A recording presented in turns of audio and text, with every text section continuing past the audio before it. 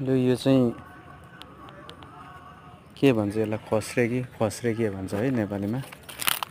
यो चाहिँ अहिले फलेर लटरम्मै भएको रहेछ अहिले सिजन।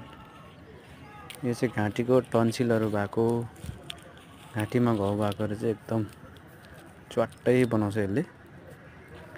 यो चाहिँ हर साल समयमा एकपल्ट खायो भने यसको जो हामीलाई टन्सिल भइबस्ने जो मान्छे हुन्छ यसको चाहिँ यसले जरैबाट खत्तम गर्छ। फेकिएको जडीबुटी त्यसैले यसलाई खाइन्छ।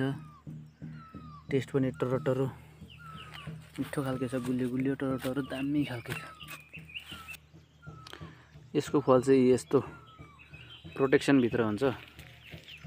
यो भित्र चाहिँ तपाईको फल हुन्छ, यस्तो खोल्ने, सट्टै यस्तो खोल्ने हो। यो भन्दा ठुलो पनि फल्छ।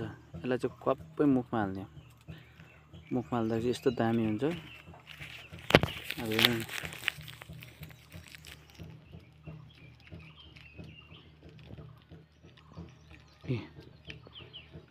कम्ती मिठो हुँदैन।